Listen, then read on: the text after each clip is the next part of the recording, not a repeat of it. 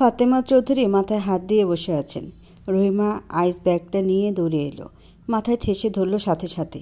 এত জোরে রেখেছে মনে হলো ফাতেমা চৌধুরীর মাথার খুলি খুলে পড়ে যাবে।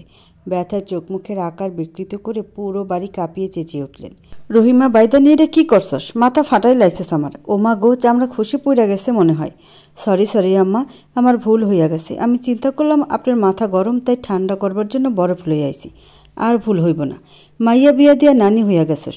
এ বয়সে তোর আবার ভুল? নিকুচি করলাম তোর ভুলের। ফাজিল বেডি, সরেনতে। সহ্য হয় না তোগো কাউরে। কোন নজর যে পড়লো আমার বাড়িটাতে। রহিমা মুখ বাঁকিয়ে ফাতেমা চৌধুরীর আড়ালে আবডালে ভেঙচি কাটল, চাপা সরে বলল, বুইড়া বেডি নিজে বাড়িতে অশান্তি ডাইকা আনছে, আবার চাপা সারে কার নজর পড়ছে। বিয়ে না করলে মনে হয় জোর কইরা করাইব। জমের মতন ভয় পায় তুর্য বাবারে, মুখ ফুটে কিছু কইতে পারে না, সারা দিন খালি বিলাপ করে।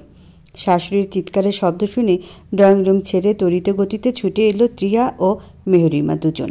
রহিমার দিকে এক নজর তাকিয়ে ইশারা জিজ্ঞেস করলো, ত্রিহা কি হয়েছে? রহিমা এমন ভাব করলো যেন কিছুই জানে না। মনতা পালন করাই এখন তার বৈশিষ্ট্য ও মুখ্য কর্ম। মুখে কুলুপ এঁটে দাঁড়িয়ে আছে ঠাই।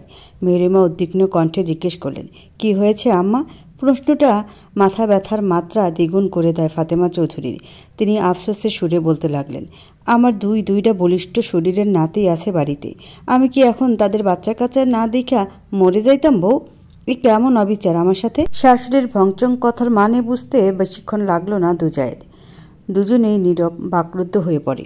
তাদের চেহারা দেখে ফাতেমা চৌধুরী লাঠি আঁকড়ে ধরে দাঁড়ালেন। থমথমে কণ্ঠে বলে উঠলেন, আমারে ড্রয়িং রুমে লইয়া যাও বোরা, আর ডাকো তোমাদের দুই পুত্রকে। ত্রিহা ও রহিমা ধরে ফাতেমা চৌধুরীকে নিচে নিয়ে আসলেন। পায়ের হাড় ঠিক হয়ে গিয়েছে ওনার, সিঁড়ি ভাঙতে কষ্ট হয় বেশ। সোফায় বসে দীর্ঘ নিঃশ্বাস ছেড়ে বললেন, তুর্য কই বউ? মেহরিমা নিচু সুরে জবাব দিলেন, ছেলেটা ঘুমোচ্ছে আম্মা। সন্ধ্যা হয়ে যাইতেছে, এখন ঘুমোচ্ছে? মিছি অসুস্থের বাহানা ধরে ওরে চট্টগ্রাম থেকে ঢাকা মুখ করলাম পড়ে ঘুমানোর জন্য। এলো 3টা দিন, অথচ গত 2 দিনই বাহিরে কাটালো।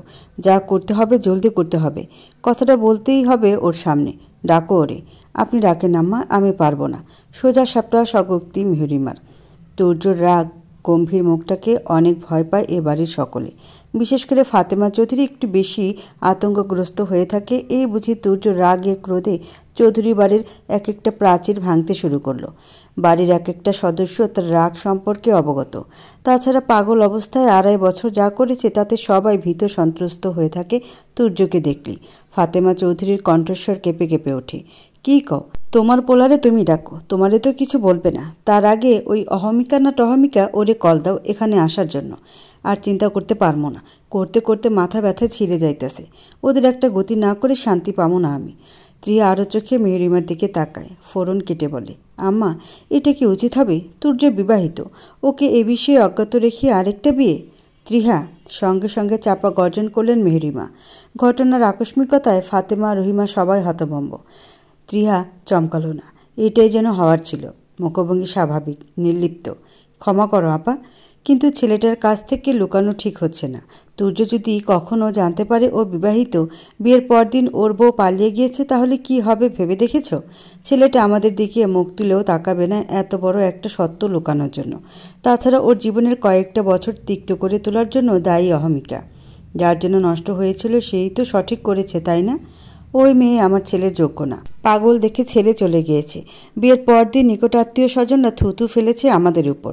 আমার ছেলে পাগল এটাও লোকমুখে ছড়িয়ে গেল শুধুমাত্র ওই মেয়ের জন্য। তুর্যর পাগল হয়ে যাওয়ার বিষয়টা চাপা রেখেছিলাম সমাজের কাছে, যথেষ্ট সম্মান দিয়ে এতিম ওই মেয়েকে ঘরে তুলেছিলাম। চেয়েছি সমাজের চোখে উচ্চ স্থান দিতে, কিন্তু নিজ স্বার্থে আমাদের মুখে চুনকালি মাখিয়ে পালালো। কখনো ওই মেয়েকে ক্ষমা করব না আমি, কখনোও না। এই বিষয়ে আর একটা কথাও কেউ বলবি না। যে সম্পর্ক তুর্যের অগোচরে তৈরি হয়েছে তা ওর সামনে কোনো মতেই যেন না আসে। আমি চাই না অতীত টেনে ওর জীবনটা নষ্ট হোক। অহমিকা যেহেতু দিন রাত এক করে ওকে সুস্থ করে তুলেছে, ওর জীবনে থাকার অধিকারও অহমিকার। That's it. মেহরিমা এক নাগারে কথাগুলো বলে তপ্ত নিঃশ্বাস ছাড়লেন। ওই মেয়ের নামটা শুনলে পর্যন্ত গা জ্বলে ওঠে। ত্রিয়া তবুও থামল না। এক রোখা জেদ ধরে বলল, অন্যায় অন্যায়ই হয় আপা, একদিন না একদিন তুর্য সবটা জানবে, তখনকার জন্য প্রস্তুত থেকো। চোয়াল শক্ত হয়ে উঠল মেহরিমার। চারটেখানি কথা শোনাতে পারলে বোধহয় স্বস্তি মিলবে, কিন্তু বাইরের একটা মেয়ের জন্য বোনের মতন জায়ের সঙ্গে তর্কে জড়াতে চায় না। ত্রিয়া স্বভাবতই অতিরিক্ত নরম মনের, তাই যে কারো জন্যই মায়া জন্মে যায়। ফাতেমা চৌধুরী নাক মুখ কুঁচকে বললেন, বাদ দাও, এসব কথা আর বলবা না ছোট বউ, যাও আয়ুষকে ডেকে আনো। ত্রিয়া এক পা বাড়াতেই কর্ণধারে ভেসে আসে পৌরুষালী গম্ভীর স্বর। কী কথা বলার জন্য নিষেধ করা হচ্ছে চাচিকে? নিমিষেই সবার কণ্ঠনালী শুকিয়ে কাট। মেহরিমা সিঁড়ির দিকে চাইতেই চোখে পড়ে তুর্য নেমে আসছে। চুলগুলো পিছনে ঠেলে দিচ্ছে এক হাতে, গায়ে কালো একটা টি শার্ট জড়ানো। সব কটা সিঁড়ি অতিক্রম তুর্য সোফায় এসে বসল। সবার দিকে দৃষ্টি বুলিয়ে দেখে মুখে ভয়ের ছাপ। কিন্তু কেন? সন্ধিহান দৃষ্টি নিবদ্ধ রেখেই রহিমার উদ্দেশ্যে প্রশ্ন ছুড়ে দিল, কি হয়েছে? শুকনো ঢোক গিলে মেহরিমা কিছু বলতে নিলে ফাতেমা চৌধুরী ব্যগ্র গলায় বলে উঠলেন, আয়ুষের বিয়ের কথা কইতেছিলাম। ছোট বউ কইতেছে এখন না, প্রিয়ুর পড়া শেষ হলে বিয়ে করাই আনবো। পড়া শেষ হতে হতে আমার হাড্ডি থাকবো কিনা তাতে সন্দেহ, তাই এখনই বিয়ের কথা তুলতে কইতেছি। আজ বাদে কাল প্রস্তাব পাঠামো। তুমি না অসুস্থ দাদি? তুর্যের তীক্ষ্ণ প্রশ্নে স্থবির হয়ে পড়লেন ফাতেমা। বলার মতো সদুত্তর খুঁজে পাচ্ছেন না। একটা মিথ্যে কথা যে 100 মিথ্যে বাক্যের রচনা করে তা যে অক্ষর অক্ষরে ফলে যাচ্ছে। তুর্য নিষ্পলক তীর্যক নেত্রে চেয়ে আছে উত্তরের প্রতীক্ষায়। না আর বিলম্ব করা যাবে না, করলেই চুরি ধরা পড়ার আশঙ্কা রয়ে যাবে। কান্না মিশ্রিত সুরে বললেন, অসুখে ভুগতেছি বইলা তোর আর বিয়ে দেখিয়ে যেতে যাইতেছি। তোদের দুই ভাইরে একটা একটা বউ ধরায় দিতে পারলে শান্তি। আয়ুষী ছোট, সবে কলেজে উঠছে, ওরে লইয়া চিন্তা নেই। বিয়া করে দাদির আশা পূর্ণ করে দেন না লেকচারার সাহেব। ফাতেমা চৌধুরী শেষোক্ত কথাটায় অত্যধিক আহ্লাদের ছাপ। তুর্যর ভ্রুজোড়া কিঞ্চিত কুচকাল। অতিভক্তি যে চোরের লক্ষণ সে আজ হাড়ে হাড়ে টের পেল। সোফা ছেড়ে উঠতেই একটা মেয়ে গট গট পায়ে সদর দরজা পেরিয়ে ড্রয়িং রুমে এসে উপস্থিত হয়। পরনে লাল রঙের সালোয়ার কামিজ, ঠোঁটে বিস্তর হাসি। রহিমার চক্ষু কোটর ছেড়ে বেরিয়ে আসার উপক্রম। বিড়বিড় করল, এই ওয়েস্টার্নের গার্ডটি আজ দেশি পোশাকে? সূর্য যে আজ কোন দিকে উঠছে? মেয়েটার মাথার কেশ উন্মুক্ত, ঘাড় ছুঁই ছুঁই। মেহরিমা এক গাল হাসলেন অহমিকাকে দেখে। তন্মধ্যে আয়ুষও হাজির হয়েছে। চক্ষুদ্বয় নিক্ষেপ করল সে তুর্যর দিক। ফর্সার চেহারা রক্তিম হয়ে উঠেছে, চোয়াল শক্ত, দাঁতে দাঁত চেপে ক্রোধ সংবরণের প্রয়াস চালাচ্ছে হয়তো। পরিস্থিতি এখন না সামলালে অবস্থা বেগতিক হয়ে দাঁড়াবে। অহমিকা এই সময় এখানে কেন বুঝতে পারছে না আয়ুষ। সে কিছু বলবে তার পূর্বেই অহমিকার দিক রোষপূর্ণ অগ্নিময় চাহনি নিক্ষেপ করে গর্জে ওঠে তুর্য। এই মেয়ে এখানে কি করছে? ওর সকল পেমেন্ট করা শেষ না? কি করছে এ বাড়িতে? আর বিয়ে? চট্টগ্রাম যাওয়ার আগে স্পষ্ট বলে গিয়েছি বিয়ে করব না আমি। বাহ ফাতেমা চৌধুরী, অভিনয়ে সেরা পুরস্কারটা আপনার প্রাপ্ত। চৌধুরী বাড়ির এক একজন চরম লেভেলের অভিনেতা অভিনেত্রী হয়ে উঠছেন দিনকে দিন। মিথ্যে অসুস্থতার বাহানা দিয়ে টেনে আনলে আবার বিয়ের কথা বলতে? ছেলের কথার ধাঁচে মেহরিমা আটকে উঠলেন। মনটা কু ডাকছে তার। চট্টগ্রাম যাওয়ার পর থেকে ঠিকঠাক কথা বলছে না তুর্য ওনার সঙ্গে। কেমন এড়িয়ে চলছে? তুর্য সব জেনে যায়নি তো? না, জানার আগে অহমিকার সঙ্গে জুটি বেঁধে দিতে হবে, এবং জল বেশি দূর গড়ানোর পূর্বেই। তার দৃঢ় বিশ্বাস অহমিকার সাথে সুখী হবে তুর্য। যে বিপদে থাকে সেই সারা জীবন পাশে থাকা রিজার্ভ করে। অহমিকা ভুল করেছে। প্রায়শ্চিত্ত স্বরূপ নিজের সবটা দিয়ে তুর্যকে সুস্থ করে তুলেছে, তাই ওনার চোখে অহমিকাই সেরা। আমতা করে ডাকলেন, তুর্য শোন, আমি আপনার কোনো কথা শুনতে রাজি নই। কাট জবাব তুর্যর। কথাটা বলে এক মুহূর্ত দাঁড়ালো না সে, বেরিয়ে গেল চার দেয়ালের মাঝ হতে। আয়ুষও ছুটে গেল পিছু পিছু। মেহরিমার মাথা চক্কর দেয়। পড়ে যেতে নিলে অহমিকা দু হাতে জড়িয়ে রক্ষা করে তাকে। ক্রমাগত বিচলিত উত্তেজিত কণ্ঠে বলে, আন্টি ঠিক আছেন আপনি?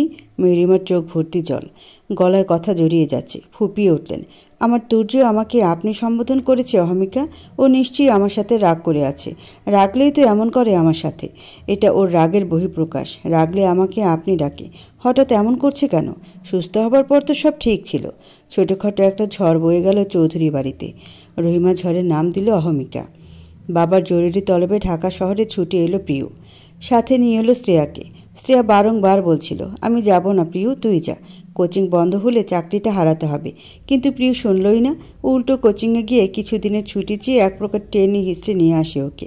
শ্রেয়া পুনরায় এই ইট পাথরের শহরে ফিরতে নারাজ ছিল। মন সায় দিচ্ছিল না। এখানে আসলেই পুরনো ক্ষত তাজা হয়ে যায়, লাল রঙে রঞ্জিত হয়ে যায় হৃদয়স্থল। অথচ সে রক্ত কারো চোখে পড়ে না। জমাট বেঁধে কালশিটে রূপ ধারণ করে, শুকিয়ে যায়, আবারও তাজা হয় ক্ষণে ক্ষণে। প্রিয়দের বাড়িতে কখনো আসেনি শ্রেয়া, প্রথমবার এলো। বিশাল বড় বাড়ি। এখানে এসে জানতে পারে কাল চৌধুরী বাড়ির লোকজন আসবে বিয়ের তারিখ ঠিক করতে। প্রিয় শুনে বিস্ময়ের শীর্ষে পৌঁছে যায়। আয়ুষের সাথে সারাদিন কথা হয়নি, হুট করে কেমনি কি। প্রিয়র মা বাবার সাথে শ্রেয়ার পরিচয় হয়েছে চট্টগ্রামে, কিন্তু এখানে সে কেমন অপরিচিত লাগছে সব কিছু, পরিবারের বাকি সবার সঙ্গে পরিচয় না থাকায়। প্রিয়র মামার বাড়ির লোকও এসে হাজির আজকে, সকলের আগমন। আয়োজন দেখে মনে হচ্ছে কালই যেন বিয়ে। প্রিয় সারা ঘরময় পায়চারি করছে, চিন্তায় মস্তিষ্কে ঝং ধরে যাওয়ার অবস্থা। আয়ুষ ফোন তুলছে না। শ্রেয়া নিচ্ছে ওর মায়ের সাথে, মেয়েটাকে ছেঁকে ধরেছে ওর মামি মা সবাই। বেশ পছন্দ হয়েছে শ্রেয়াকে সবার। মেয়েটার অবস্থা হয়তো নাজেহাল, ওইখান থেকে বের করে আনতে হবে ওকে। তার আগে আয়ুষের সাথে কথা বলা জরুরি। উদ্ভ্রান্তের ন্যায় একের পর এক কল করতে থাকে। একটা সময় কল রিসিভ হয়, বাড়িয়ে দেয় প্রিয়র মেজাজের উত্তাপ। কাল তোমরা আসবে বলনি কেন? এসব কি আয়ুষ, হঠাৎ কেন? শ্রেয়াকে নিয়ে এসেছি আমি। ও যখন তোমার পুরো পরিবারকে দেখবে, চিনে ফেলবে না, তখন কি করব? প্ল্যান সাকসেসফুল হওয়ার আগেই সব হেসতে যাবে। আয়ুষের মাথায় আকাশ ভেঙে পড়ল। মৃদু চিল্লিয়ে উঠল সে। হোয়াট, তুমি ওকে নিয়ে এসেছো? হ্যাঁ, আমি কি জানতাম কাল তোমরা আসবে? ওকে একা রেখে আসতে ভালো লাগে না, তাই এবার ধরে বেঁধে নিয়ে আসি। সারা দিন ফোন করেছি, ছিলে কোথায়? বাড়িতে ভেজাল লেগে গিয়েছে। ভাই আজকে চট্টগ্রাম চলে যেতে চেয়েছিল, চাচির অনুরোধে অনেক বুঝিয়ে সুঝিয়ে রেখেছি আরও 2 দিন থাকার জন্য। বাড়িতে এসে শুনি আব্বু তোমার বাবাকে কালকে বিয়ের ডেট ফিক্সড করার জন্য যাবে জানিয়েছে। সব কেমন তালগোল পাকিয়ে যাচ্ছে, আমি ঠিক বুঝতে পারছি না কী করব। তবে কোনোভাবেই শ্রেয়সী ভাইয়ের বউ, সেটা ভাইকে এখন জানতে দেওয়া যাবে না। প্রিয় না দেখেই পালিয়ে যাওয়া বউয়ের জন্য এক আকাশ সমান ঘৃণা তার মনে। প্রিয়র মা ও মামির মাঝের আসনে বসে আছে শ্রেয়া। তাদের দুজনের চারপাশে গোল করে বসেছে ছোট্ট বড় সকলে, সবই মহিলা, ছোট বাচ্চা কাচ্চা যুবতী। বেশ বড়সড় প্রিয়র মায়ের কক্ষটা, সেখানে বিছানা মেঝে যে যেখানে পারে বসে আছে, আড্ডা জমিয়ে তুলেছে। আড্ডা বাঙালি জাতির যেন এক অনিবার্য চাহিদা। কার না ভালো লাগে আড্ডা দিতে? চেনা পরিচিত লোক পেলে তা আরও জমে ওঠে। টপিক প্রিয়র বিয়ে নিয়ে। বাড়ির মুরব্বী, প্রিয়র ফুফাতো মামাতো ভাই যারা এসেছে, সব ছেলেরা ছাদে। আজ রাত তারা চন্দ্রিমার আলো গতরে মেখে ছাদে গভীর নিদ্রায় তলিয়ে যাওয়ার ভাবনা চিন্তা করেছে। শ্রেয়ার মনে হচ্ছে কালই বোধহয় প্রিয়র বিয়ে। কত সব আয়োজন, শুধুমাত্র ডেট ফিক্সড করতে আসবে, তাতে কি রাজকীয় ভাবসাব। প্রিয় সত্যিই খুব ভাগ্যবতী। সবাই কত ভালোবাসে ওকে। সামান্য কিছুতেই কল্পনা জল্পনা শেষ নেই। এই যে আসছে পর্যন্ত ওর মামি মা কাজিনদের ওর বিয়ে নিয়ে কত প্ল্যান। কোথায় থেকে শাড়ি কিনবে, বেনারসি নাকি লেহেঙ্গা পরলে প্রিয়র জন্য মানানসই হবে, আরও কত কী। এছাড়া আয়ুষীর চোখেও দেখেছে ও অসীম প্রেম। বোনের মতন বান্ধবীর এত আনন্দে শ্রেয়া নিজেও আনন্দিত না এমন নয়, বরং একটু বেশি মনটা শীতল প্রিয়র খুশিতে। কিন্তু এখন এত মানুষের ভিড়ে একদমই থাকতে ইচ্ছে করছে না। লং জার্নি করে আসার পরপরই ফ্রেশ হয়ে সে যে এখানে এসে বসেছে, প্রায় ঘন্টার পর ঘন্টা অতিবাহিত হয়েছে। কোথাও গিয়ে একটু একান্তে কাটাতে মন নিস্পৃহা জাগছে শ্রেয়ার। তবে এভাবে গুরুজন রেখে উঠে যাওয়া চরম বেয়াদবি বই কি কিছুই নয়। কোনো ছুতো মিলছে না। প্রিয় গায়েব। শ্রেয়ার অন্তঃপুরের ডাক প্রিয়র কর্ণ অবধি পৌঁছালো হয়তো। মেয়েটা দরজার সামনে এসে হাজির, উচ্চ আওয়াজে ডেকে বলল, শ্রেয়া আয় খাবি। মা খাবার দাও আমাদের। সে যে আসলাম এখনও না খেয়ে। মেয়েকে কঙ্কাল বানিয়ে বিদায়ের ফোন দিয়ে এটেছ বুঝি? সাথে আমার কলিজার বান্ধবীটাকেও। প্রিয়র আহ্লাদি কণ্ঠ শুনে তড়িঘড়ি করে আসর ছেড়ে উঠে দাঁড়ালেন রাশেদা। শ্রেয়াকে হাত টেনে উঠিয়ে বললেন, চল মা খাবি। আমার একদম খেয়াল ছিল না, দেখলি? কথা বলতে বলতে ভুলেই গেলাম। নিচে হয়তো সবাই খেয়ে নিয়েছে, তোরা কয়েকজনই বাকি। প্রিয়সহ ওদের কয়েকজন কাজিন ঠোঁট টিপে হাসে। রাশেদা এমনই, কথায় একবার মশগুল হলে ওনার দিন দুনিয়ার খবর থাকে না। রাত কেটে নতুন প্রভাত ধরনী স্পর্শ করবে, তবু ওনার কথার অন্তিমকাল আসবে না। কেউ কেউ তো অগোচরে বাচাল বলে বেড়ায়। বিশেষ করে ওনার শাশুড়ি কথায় কথায় সেই রাশেদার বিয়ের পর হতে ওনাকে বাচাল বলে সম্বোধন করে আসছে। তবে প্রিয়র বাবার স্ত্রী এই গুণটা খুবই প্রিয় ও মন করা। তার ভাষ্যমতে কথা ভেতরে চেপে রেখে গুমড়ে গুমড়ে মরবার চেয়ে অতিরিক্ত কথাই ভালো। এতে স্বাস্থ্যের ক্ষতি হবে না। সবসময় এমনটা করেন না রাশেদা। আপনজন কাছে পেলেই কথার ফুল ঝরে। শ্রেয়া পাতের ভাত নাড়তে নাড়তে মিহুসুরে প্রিয়র উদ্দেশ্যে বলল, কাল এতিমখানায় যাব একবার প্রিয়। চলে আসবে বিকেলের দিকে। এখন শুধু বিয়ের ডেট ফিক্সড করা হবে। আমি না থাকলে চলবে না। এখানে আসার পর মনটা আনচান করছে এতিমখানায় যেতে। শৈশবের স্মৃতি টানছে খুব। প্রিয় সবে এক নলা মুখে দিয়েছিল। শ্রেয়ার কথা শ্রবণ হওয়ার সঙ্গে সঙ্গে ভাত গিয়ে আটকালো গলায়। নাকে মুখে কাশতে আরম্ভ করে মেয়েটা। অতর্কিতে এমন কাণ্ডে শ্রেয়া ভরকে গেল। পানির গ্লাস এগিয়ে দিয়ে পিঠে হাত ডলতে ডলতে অস্থির হয়ে পড়ল শ্রেয়া। পানি পান কর। হঠাৎ কী হলো তোর? পানি নে জলদি। প্রিয়র দাদি বেজার মুখে বলে উঠলেন, এই মাইয়া এমনিতেই সব কিছুতে দেরি করে, এখন আবার তাড়াতাড়ি খাইতে গেছে কেন? দেরি করার মানুষ তাড়াতাড়ি করতে গেলে এমনই হয়। প্রিয়র চোখে মুখে পানি চলে এসেছে। দাদির দিকে ক্ষিপ্ত দৃষ্টি নিক্ষেপ করে বলল, আমি দেরি করি? হিংসায় জল রুফা। আমার সুন্দর একটা জামাই হইব। বুঝি বুঝি, এই কারণেই আমার নামে মিথ্যে রটাও। হ্যাঁ, তোর যে একটা জামাই, 4 চোখ লেকচারার। এমন লেকচারার আমার জীবনে কত আইসি গেছে, পাত্তা দিলাম না। তোর দাদা ম্যাজিস্ট্রেট আসিল বইলে আব্বা জোর করে বিয়া দিছিল, না হলে তারও গুণের টাইম আসিল না। দাদি নাতিনের খুনসুটি দেখে শ্রেয়া হাসি আটকে রাখতে পারল না। সব কিছু কত সুন্দর, পরিপূর্ণ একটা পরিবার। ওর যদি এরকম একটা পরিবার থাকতো। বুকটা হাহাকার ধ্বনি তোলে বারবার। নিঃশ্বাস ক্রমশ ভারী হয়ে আসে। পরিবার ভালোবাসায় কিছুই পেল না। সব হাতের নাগালের বাহিরে যেন। চাইলে কি চাঁদে যাওয়া যায়? শ্রেয়ার জীবনটা হয়েছে ঠিক এরকম। অভাগা যেদিকে যায় সাগর শুকিয়ে যায়। আপনজন পরিবার কিছুই নেই এই তুচ্ছ জীবনে। আগেও বলতো, এখনও মনে মনে সহস্র কোটি বার আওড়ায়। ভালোবাসার বড্ড অভাব। প্রিয় পানির গ্লাস রেখে তীক্ষ্ণ চাউনিতে চেয়ে দেখে শ্রেয়ার অঙ্গভঙ্গি। মেয়েটার বিষাদ চেহারা ওর অন্তরাত্মা কাঁপায়। শ্রেয়া যদি কাল এই বাড়িতে না থাকে তাহলে যা ভেবেছিল তার কিছুই হবে না। কত আর লুকিয়ে থাকবেও। প্রিয় চায়, মন থেকে চায়, অতি তিক্ত হলেও শ্রেয়া সেটা আঁকড়ে ধরি অভিনব রূপে রাঙিয়ে তুলুক নিজেকে। শুভ্র রং ভালো, কিন্তু সবসময় যে এটা মানায় না। প্রিয় চাওয়া হলো শ্রেয়ার জীবনে রংধনু উঠুক। মেয়েটার নামে একটা আকাশ হোক। সেই আকাশে দিনের বেলা রংধনু উঠুক এবং রাতে একটা থালা সমান চন্দ্র ও কোটি কোটি নক্ষত্র। তাই সে আয়ুষের বিরুদ্ধে গিয়ে নিজ থেকে একটা সিদ্ধান্ত নিয়েছে। যে মেয়ে বিবাহিত হওয়া সত্ত্বেও স্বামীর মুখ না দেখে কিশোরী জীবন ফেলে এসেছে, 3 বছর পেরিয়ে এসেছে, কাল দেখবে স্বামীর মুখ। শুভ দৃষ্টি হবে। দৃঢ় বিশ্বাস প্রিয়র কোনো একদিন দুটো হৃদয় মিলিত হবে, স্পন্দিত হবে সমান তালে। শ্রেয়া আজও ওকে বলেনি ওর অতীতের সত্যগুলো। প্রথম যখন আয়ুষের ফোন পেয়ে সাথে রিয়াকে নিয়ে সকল বাস স্ট্যান্ডে শ্রেয়াকে খুঁজে বেড়ায়, প্রিয় তখনও জানতো না যে শ্রেয়া নামের মেয়েটা আয়ুষের কী হয়, কেন খুঁজতে বলছে। আয়ুষ ওকে সচরাচর ফোন দিত না, কথাও হতো না। ঢাকা শহরে এলে মাঝে মাঝে সম্মুখে পড়ে গেলে 2-1টা কথা বলতো। ওই নিশ্চুপ স্বভাবের পুরুষের 2-1টা গম্ভীর কথাই যেন প্রিয় হৃদয় উতলা করে তুলত। সেদিন যখন ফোন দিয়ে বলল, প্রিয় তোমার একটা সাহায্য লাগবে, আমাদের বাড়ির সম্মান রক্ষা করতে হবে, তখনই সে বিনা বাক্যে জানায়, যা বলবে তাই করব। আয়ুষ বলল, সবকটা বাস স্ট্যান্ড চেক করতে যদি সম্ভব হয় একটা লাল টুকটুকে বেনারসি পরা বিধ্বস্ত মেয়েকে খুঁজে বের করে নিজের কাছে আশ্রয় দিতে হবে। লাল রঙের ড্রেস পরিহিতা একটা মেয়ের ছবিও পাঠিয়ে দেয়। আয়ুষ কিছু উচ্চারণ করার আগে প্রিয় বুঝে নেয় এই মেয়েটাকে ওর জীবন দিয়ে হলেও খুঁজে বের করতে হবে। শত হলেও ভালোবাসার মানুষের যে আদেশ। তবে শর্ত ছিল এমনভাবে মেয়েটার কাছে নিজেকে উপস্থাপন করতে হবে ও যেন কখনো বুঝতে না পারে আয়ুষ কিংবা চৌধুরী বাড়ির কেউ ওকে পাঠিয়েছে। সেদিন শ্রেয়াকে নিয়ে আসার পর সে জানায় ও তার স্বামীর বাড়ি থেকে পালিয়ে এসেছে। কেন পালিয়ে এসেছে, স্বামী কই, এসব জিজ্ঞেস করলে চুপ থাকে মেয়েটা। পরিচয় জানায় ও এতিম। প্রিয় আর জোরাজোরি করেনি, বাকি সবটা আয়ুষের কাছ থেকেই শুনে নেয়। আয়ুষ ওকে কড়াভাবে নিষেধ করে দেয় শ্রেয়াকে যেন এ বিষয়ে আর জিজ্ঞেস না করা হয়। কোশমিনকালেও ভাবনায় আসেনি প্রিয় চৌধুরী বাড়ির মানুষ এতিম একটা মেয়েকে এইভাবে ঠকাবে। আয়ুষকে জিজ্ঞেস করলে বলে বিয়ের কথাও ঘূর্ণাক্ষরে টের পায়নি। ইউনিভার্সিটি থেকে ট্যুরে গিয়েছিল রাঙামাটি। যেদিন ফিরল এসে দেখে শ্রেয়াকে বধূরূপে। প্রিয় অচেনা মেয়েটার জন্য ভেবে কষ্টে জর্জরিত হয়ে পড়ে দিনকে দিন। কখন যে মেয়েটা ওর কাছের হয়ে গেল খবরও রাখেনি।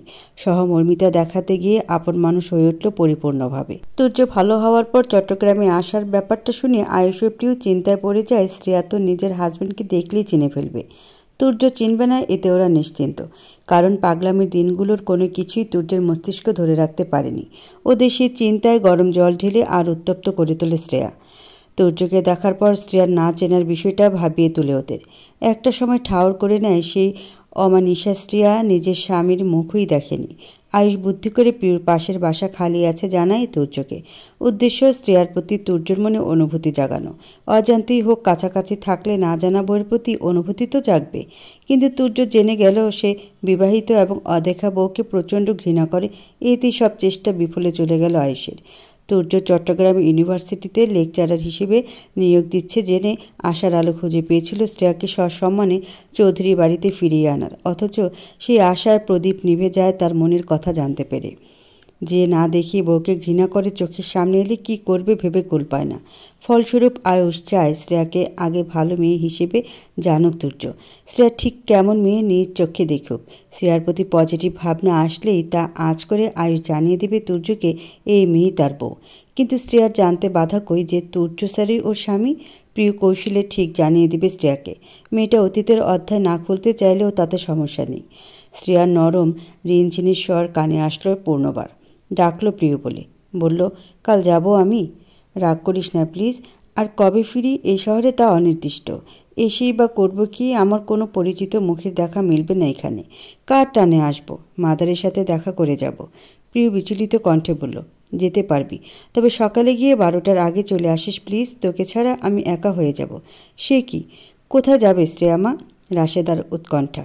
শ্রেয়াকার বিলম্ব না করে প্রত্যুত্তরে জানালো, এতিমখানা যাব আন্টি, চলে আসবো 12টার আগে। প্রিয় স্বস্তি নিঃশ্বাস ছাড়ল। এঁটো হাতে শক্ত করে জড়িয়ে ধরল শ্রেয়াকে। অতীব খুশিতে গদগদ হয়ে মুখ ফসকে বলে বসল, আমরা দুই বান্ধবী দু যা যেন এমন করেই সবসময় একসাথে থাকতে পারি। শ্রেয়া কি ভুল শুনল? যা। প্রিয়কে ছেড়ে চোখ বড় বড় করে অবাক গলা জিজ্ঞেস করলো, যা? যা? প্রিয়র দ্বিরুক্তি। হ্যাঁ, তুই এখন এটা বললি না? প্রিয় মেকি হাসি ফুটিয়ে বলে উঠল, মুখটা দিয়ে নটা বের হতে দেরি হয়ে গেছে। ওটা দুজান হতো জানেমান। শ্রেয়ার সন্দেহাতীত দৃষ্টি দমে যায় মুহূর্তেই। প্রিয়র হাতটা ধরে নির্দ্বিধায় স্বীকার করে, আপন বলতে তো কী চিনি প্রিয়। 3 বছর পর চেনা জায়গাটা এসে খণ্ডিত হলো শ্রেয়ার হৃৎপিণ্ড। কাছের মানুষটা আর নেই। মাদার বলে যাকে ডাকত সেই সুন্দর চেহারার মহিলাটা। হঠাৎ স্ট্রোক করে মারা গিয়েছেন তিনি, প্রায় বছর দেড়েক হবে। এসব শুনে শ্রেয়ার পায়ের নিচের মৃত্তিকার ফাটল শুরু হলো যেন। কেঁপে ওঠে ওর সমগ্র ধরিত্রী। কান্না চেপে রেখে বেরিয়ে আসে এতিমখানা থেকে। প্রায় ঘন্টা 2 ছিল। এখন ফিরতে হবে। কোথায় ভাবলো মাদারের কোলে মাথা রেখে মায়ের সুগন্ধটুকু নেওয়ার সৌভাগ্য হবে, কিন্তু ভাগ্য বড়ই নির্মম। বলাই হলো না, মাদার আপনার মারফতে সেই কোচিং সেন্টারে এখন আমি জব করছি। দিব্যি চলে যাচ্ছে জীবন। অব্যক্ত হয়ে রইল বাক্যটা। গেট থেকে বেরিয়ে সাদা ওড়নাটা মাথায় টেনে সিধা সড়ক ধরে হাঁটা ধরে শ্রেয়া। তখনই একটা গাড়ি সজোরে ব্রেক কষে ও সন্নিকটে পাশে। সহসা ধরাস করে উঠল শ্রেয়া সমস্ত কায়া। তরিত বেগে পাশ ফিরতেই ভেতর হতে ভেসে আসে কিছুটা পরিচিত রুক্ষ কণ্ঠস্বরের ডাক, শ্রেয়সী। শ্রেয়া হকচকালো আকস্মিক ডাকে। ভালো করে গাড়ির ভেতরে দৃষ্টি তাক করতেই মানুষটাকে দেখে যতটা না চমকালো তার চেয়ে ভারী বিস্ময় বিশিষ্ট হয়ে পড়ল আজ মিস অর মিসেস শব্দমালা শুনতে না পেয়ে। স্যার, আপনি এখানে? শ্রেয়া বিস্ময় লুকিয়ে ধীরস্থির ভঙ্গিতে নম্র গলা প্রশ্নটা করল। তুর্যের মুখভঙ্গি ঠিক ঠাউর করতে পারছে না সে। 2 নেত্র থেকে আছে কালো সানগ্লাসে, কিন্তু বুঝতে চাইছে, কারণ কারো দৃষ্টি না বুঝে সামনে আহামকের ন্যায় দাঁড়িয়ে থাকাটা ওকে ভীষণ অস্বস্তিতে ভোগায়। ভিতরে ভিতরে নিদারুণ যন্ত্রণার সৃষ্টি করে। এখনও ঠিক এমন হচ্ছে। হাত পা কাঁপছে, হাঁটু মুড়ে সড়কে বসে যেতে ইচ্ছে করছে। বড় বড় শ্বাস মুক্ত হচ্ছে প্রকৃতিতে নাসারন্ধ্র গলিয়ে। এসবের জন্য দায়ী একমাত্র গাড়িতে বসে থাকা সুদর্শন পুরুষ তুর্য স্যার। কেমন নীরবতা পালন করছে লোকটা। শ্রেয়া একবার ভাবলো আবারও প্রশ্ন করবে কিনা, কিন্তু ওকে আর কষ্ট করতে হয়নি। চোখ থেকে সানগ্লাস খুলে তুর্য নিজের অপর পাশের দরজা মেলে দিল। গম্ভীর সুরে বলল, কাম ইনসাইড শ্রেয়সী। তবদা খেয়ে গেল শ্রেয়া। প্রথম প্রশ্নের জবাব নেই, অন্য কিছুও বলল না। একদম সোজা গাড়ির মধ্যে ঢুকে যেতে বলছে। স্তব্ধ হয়ে দাঁড়িয়ে রইল। এক পাও এদিক সেদিক করল না। ওর সে নির্লিপ্ততা দেখে তুর্য রেগে মেগে বলল, তুমি কি বয়রা, কানে শোনো না? গাড়িতে আসো, প্রিয়দের বাসায় যাব, একসাথে যাই। শ্রেয়া তরিত গতিতে নতমস্তক তুলে চাইল। চমকিত কণ্ঠস্বর তার, আপনাকে কে বলল আমি প্রিয়র বাসায় যাব? তুর্য বিস্তর হাসল। সাবলীর কণ্ঠে বলে উঠল, গাধা তুমি হতে পারো, আমি নই। কথাটা শ্রবণ নালীতে পৌঁছানোর সাথে সাথে শ্রেয়া ক্ষিপ্র দৃষ্টিতে তাকালো। গাধা? গাধা বলে সংজ্ঞায়িত করলো ওকে? এই ছেলে ওকে ব্যঙ্গ না করলে কি শান্তি পায় না? কোনো স্যার নিজের স্টুডেন্টদের সাথে এমন করে? শ্রিয়ার মানসপটে মুহূর্তে উদয় হলো স্যার ছাত্রীকে গাধা বলতেই পারে, তবুও মানতে নাড়াচ্ছে। কিন্তু স্বভাবতই চুপচাপ, নীরব চরিত্রের অধিকারিণী সে। ছোট থেকে শিখেছে কেউ কেটে ফেললেও নিজের নিশ্চুপ চরিত্র দিয়ে মানুষটাকে বুঝিয়ে দিতে হবে আমি আপনার মতন উগ্র নই। 8 বছর বয়সে এতিমখানে এসে একা একা এতগুলো বছর পার করা সহজ ছিল না, বরঞ্চ কঠিন সাধ্য ছিল। প্রতিনিয়ত মধ্যরাত্রিতে ফুপিয়ে ওঠা অভ্যাসে পরিণত হয়েছিল। চক্ষু আয়নায় ভেসে উঠত মায়ের বীভৎস রক্তাক্ত লাশটা, বাবার নিচ থেকে করা সেই আত্মহত্যা। খালা ফুপি কারো বাড়িতে ঠাঁই না পেয়ে পুরো এক রজনীর ছোটোখাটো এক ভাঙ্গাচোরা চায়ের দোকানে প্লাস্টিকের বস্তা নিয়ে বানানো ছাউনির নিচে কাটিয়ে দেওয়ার চেষ্টা। সে রাতটা কি সুন্দর ছিল! মোটেও না। এক দানব খুবলে খাওয়ার জন্য উদ্যত হয়েছিল, ক্রমশ এগিয়ে এসে স্পর্শ করতে চেয়েছিল রাতের গুটগুটে আধারে। 8 বছর বয়সে সে বাচ্চা মেয়েটা নিজের পবিত্র অঙ্গে কারো লোলুপ দৃষ্টি আটকাতে ব্যর্থ হলেও ছোঁয়া হতে নিজেকে রক্ষা করেছে।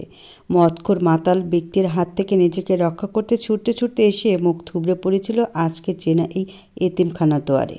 হাত পা কেটে রক্ত ঝরছিল, ছোট ছোট চুল বেয়ে গড়িয়ে যাচ্ছিল জল। গায়ে সাদা জামাটা কর্দমাক্ত হয়ে এলোমেলো বিশ্রী অবস্থা। সারাদিন না খেয়ে শরীর হেলে পড়ে সড়কে, উঠতে চেয়েও আর পারেনি। একটা বয়স্ক লোককে দৌড়ে আসতে দেখে ও হাত বাড়ায়। পরক্ষণে ছোট্ট মস্তিষ্কে হানা দেয় ওই লোকটার মতো করে এই লোকও ওর দেহে বাজে স্পর্শ মাখিয়ে দিবে হয়তো। শেষ রক্ষা পাবে না ভেবে কাঁপা কাঁপা কণ্ঠস্বরে অস্ফুট ডেকে ওঠে মা বলে। দু চোখের পাতা এক হয়, নতুন এক ভরে আবিষ্কার করে নিজেকে এতিমখানার কোনো এক কক্ষের 4 দেয়ালের মাঝে। গাড়ির হর্নের তীব্র আওয়াজে শ্রেয়া নড়ে চড়ে উঠল। দৃষ্টি মেলে তাকালো তুর্যের দিকে। মনে পড়ল তুর্য তো আয়ুষের ভাই, আজ তো ওদের প্রিয়দের বাড়িতে যাওয়ার কথা। শ্রেয়ার তৎক্ষণাৎ মনে পড়ল রাশেদা বলেছিল প্রিয় শ্বশুর বাড়ির কে নাকি সর্ষে ইলিশ ভীষণ পছন্দ করে, এতিমখানা থেকে ফিরে যেন সে রেঁধে দেয়। কারণ প্রিয় মায়ের কাছে ওর সর্ষে ইলিশ রান্নার এতই প্রশংসা করেছে, সবাই চায় শ্রেয়সী আজকের মতন বিশেষ একটা দিনে এটা রান্না করুক। মেহমান সব এসে গিয়েছে হয়তো। শ্রেয়া ভাবল এখন দ্রুত যেতে হবে। তুর্য যখন সাজছে সুযোগটা কাজে লাগানো উচিত। কিন্তু আবার কেমন যেন অনুভব হচ্ছে। তুর্যের সান্নিধ্যে এক অন্যরকম অনুভূতি জাগ্রত হয় মন মাঝারে। অনুভূতিটা হৃদয়স্থলের পুরো পথ ধরে ছোটাছুটি আরম্ভ করে। মনে পড়ে পরপুরুষের সন্নিকট তার নিষিদ্ধ। আন্তঃসুরে বলল, আমি অটোরিকশা ধরে চলে যাব স্যার, আপনি যান। তুর্যর রাগে জল ফুলে ওঠে, দাঁতে দাঁত চেপে বলে উঠল, আর একটা কথা বললে গাড়ি দিয়ে ধাক্কা মেরে হসপিটালাইজড করব। শ্রেয়া ভরকে গেল, চক্ষুদার আকার বড় হয়ে এলো। হুট করে গলায় শুষ্ক অনুভব করে তুর্যর এহেন ক্রোধান্বিত স্বরে মনে হলো এই দাঁতে দাঁত চেপে বলার স্বর পরিচিত, অতীব পরিচিত। কিন্তু সঠিক মনে করতে পারল না শ্রেয়া। কথা না বাড়িয়ে গাড়িতে গিয়ে উঠে চুপচাপ ভঙ্গিমা বজায় রেখে পাশের সিটে বসা পুরুষকে ভয় মিশ্রিত সরে ডাকে, স্যার। বলো শ্রেয়সী। আবারও শ্রেয়সী ডাক। শ্রেয়ার অন্তঃস্থলে কম্পন ছড়িয়ে পড়ে। কেন তুর্য ওকে এ নামে ডাকে? সবাই শ্রেয়া ডাকে, তাহলে স্যারও কেন ছোট করে ডাকে না? শ্রেয়সী কেন ডাকতে হবে তার, তাও আজ মিস আর মিসেস বিহীন? শ্রেয়া যখন চিন্তা ভাবনার অতল সাগরে নিমজ্জিত তখনই তুর্য ওকে ডাঙ্গায় টেনে তুলল। বলল, মিস আর মিসেস ডাকতে ডাকতে মুখ ব্যথা হয়ে গিয়েছে। ভাবলাম সম্পর্কে তুমি আমার ছাত্রী, ছাত্রীর জন্য মিস আর মিসেস সম্বোধনের প্রয়োজন বোধ করছি না আর। এখানে কি করছিলে?